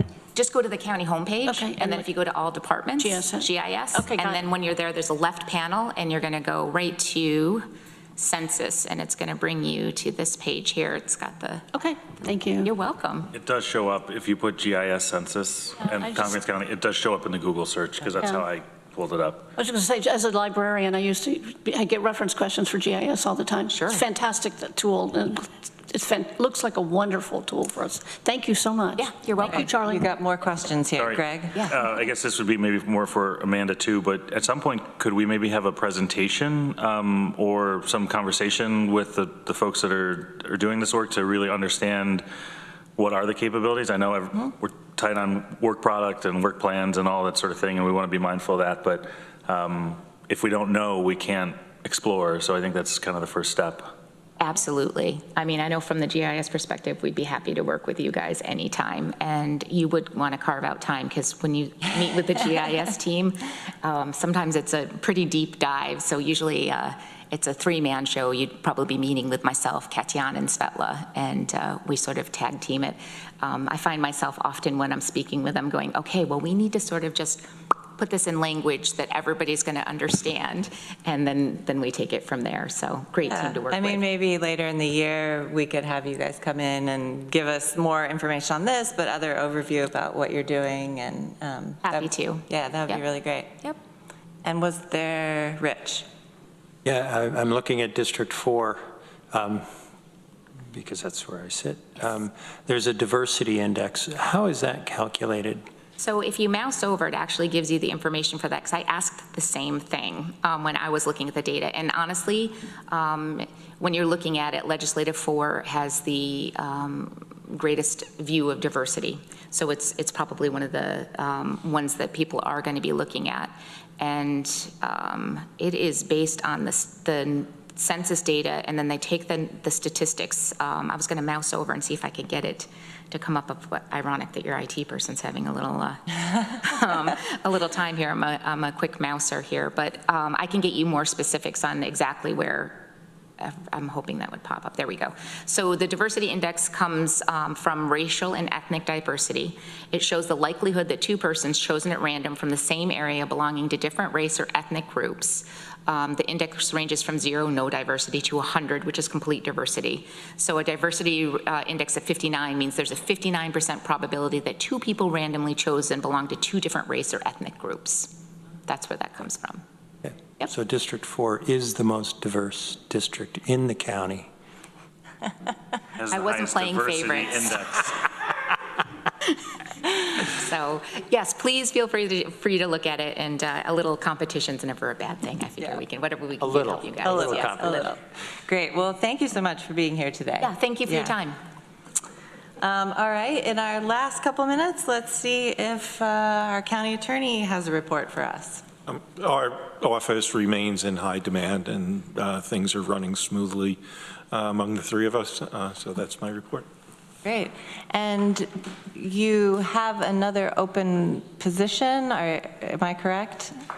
That's correct, and what we're in the process of evaluating is whether resources are appropriately devoted to that or to some other category, whether that's another attorney, a part-time attorney. So I was planning on talking to you more about that during the budget process. Okay, great. Any questions for Maury? All right, Director of Finance, Lori Scarrett.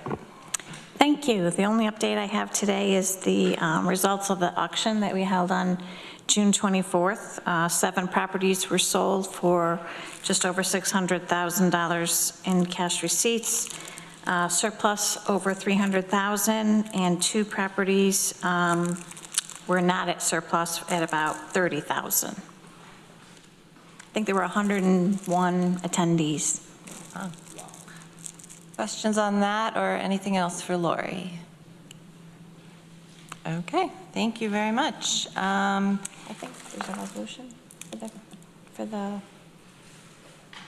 I don't have a resolution. I think it's member filed for tomorrow night.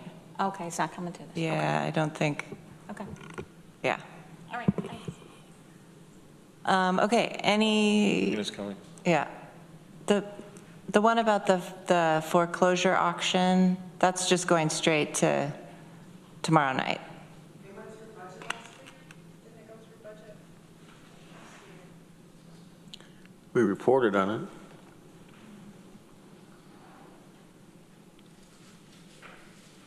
I don't remember a resolution.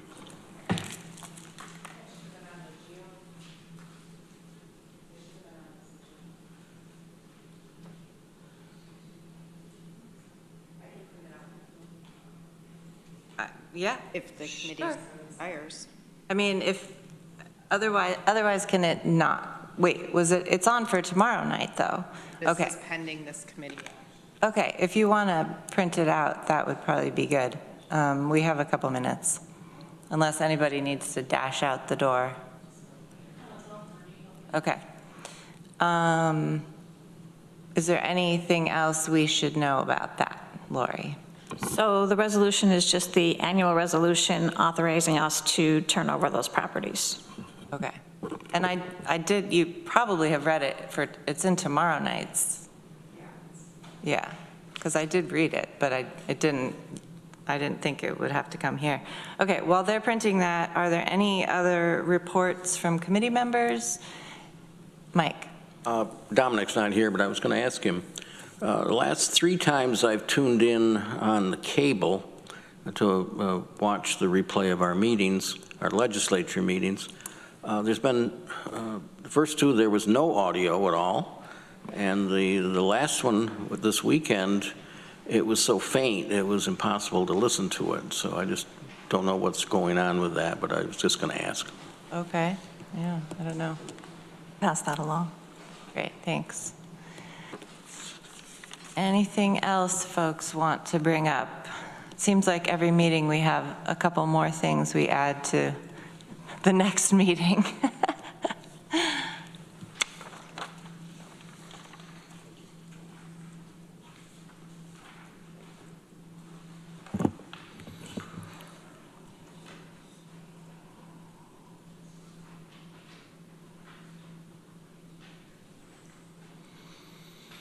Do you want to move her? Yes, so this is authorization to execute quitclaim deed, sale of foreclosure properties at public auction, ID 12567. Greg moved, seconded by Rich. It's very short. It lists the properties. Do people have questions? I'll give you a minute to look it over. Could I just ask a clarifying question Yes. to Lori? Lori, are we still, with New York State law changing, do we hold the proceeds of any excess in trust? Is that still, I'm fuzzy on where that all landed. Yes, so we're working with Maury to really define what we're authorized to keep for the counties and how much is considered surplus. We report that to the court, and it is up to the court if they would like us to continue to hold that in escrow, which I imagine they will. Okay. And will that calculation of what the county believes it's entitled to come back to this committee for review prior to being submitted to the court? Certainly can. It can, it's not required to. Okay. I don't know about my colleagues. I'd just be curious to understand from a sort of a policy standpoint what we feel as the county we're entitled to in that process, and just having a public discussion on the rationale, logic, things like that. I think it would be beneficial to the public at large to understand our line of thinking before moving forward in that direction. That's my personal opinion. Other thoughts on Greg's personal opinion? Mike? No problem with getting to understand it better, but I think we have to follow state law. Right, there's a cookbook of things that you can keep and not, and then a timeline for submitting it to the court. So I think if we get it to you before the next committee meeting, we should be just in time. Right, but that is only 2 weeks away too, so for this committee, because our schedule has changed, so. August 1st, right? Yeah. Yeah. So if there's time, I guess, great, but. There are only 7 properties, so. Yeah. Okay, okay. Other questions on this, or, Rich? I was just going to mention our conversation at budget about reimbursing the towns, villages, and cities. And I'm trying to recall that I get it right, that we have had a practice of reimbursing them in full. And in this new construct, we carry the burden of the properties where there is not sufficient funds to reimburse ourselves. But my recollection is that we're doing that as a practice, not as a legal requirement. Am I correct on that? Yes. Okay. And so we talked about perhaps reconsidering that in light of what's happened with this Supreme Court decision. Mike? I don't know, as we talked about reconsidering the whole process, but the question that I remember was we talked about where we had a loss, like in this case, $30,000, I think Lori reported to us, that the question was, can we charge that back to the school districts and the villages. That's what I meant to say. Yeah. Okay. Yeah. All right, I think we have to vote on this. All in favor? That's unanimous. Thank you. Thanks for reminding us that we need to do that today. Yes, great catch. Is there anything else before this committee today? Thank you all very much. Appreciate you being here and all your good work, and we are adjourned.